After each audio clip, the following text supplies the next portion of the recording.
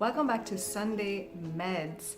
We are still fresh into this brand new year, and a lot of us are looking for some of our circumstances, maybe all of our circumstances, to change in some way or for the better. Things that we've been waiting on, working toward, hoping for years, and we're hoping that 2022 will finally be the year when these things change or happen. I fall into the same boat, and leading up to this year, I woke up one morning and I said to God, I don't want to worry, I don't want to be anxious, I just want to trust that you are in control. And I really pray that that is maintained going into this year as a baseline for the rest of my life. I don't want to worry into my breakthrough. I don't want my breakthrough or the promise to come and find me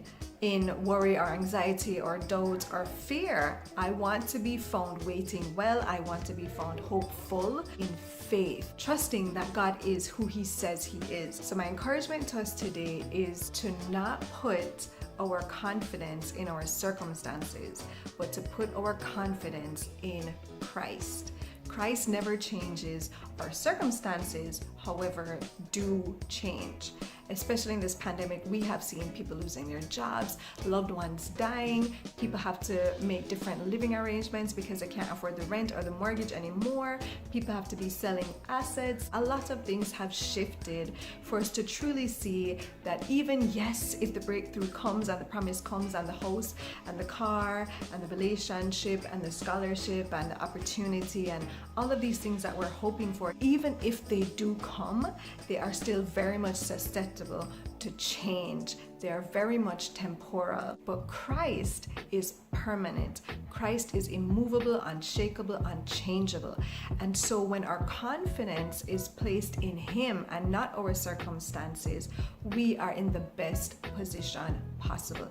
And that's where He wants us to be safe and secure in Him, as a rock, as a refuge, as a hiding place, as a strong tower. Because when we put our confidence in circumstances, we are very much open to disappointment and pain and hurt the moment that that circumstance changes. Of course, our circumstances matter to God. The Bible tells us that when the Israelites cried out to God, He heard them and delivered them out of their bondage. So our circumstances definitely matter to God, and we need to constantly communicate to God how we're feeling, what's going on, what are the desires of our heart. But as we saw with Israel, even when they were delivered from slavery and their circumstances changed radically overnight for the better, they were now free, they had their own independence, and they left Egypt with a ton of plunder. Internally, they were still struggling to trust God.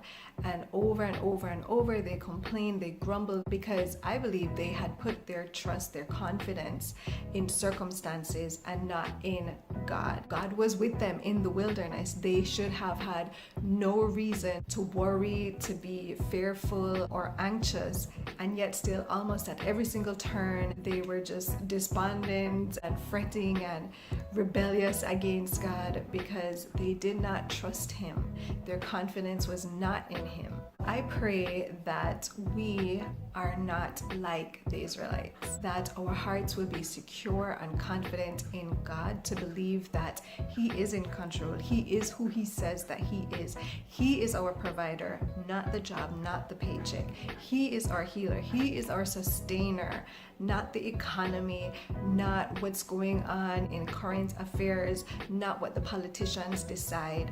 Our security, our being is held together by God. So I encourage us today to come into agreement with God and all the good things that He has for us, and to trust and believe that He is who He says He is, and that we can place our total confidence in Him, and that we can choose to be kept in peace, confident, bold, filled with joy, and to still enjoy Christ in every single moment, no matter how difficult our circumstances are, to enjoy His peace, His goodness, His kindness, His mercy, His joy, His provision, His constancy, His communication, His mercy. The Psalms tells us that mercy and goodness are chasing us down, and I pray that we do not make it difficult for mercy and goodness to run us down, that we won't be hard to catch, that we will actually be pursuing mercy and goodness and just meet in the middle, and that it won't be hard for the Lord to bless us. It won't be hard for the Lord to keep us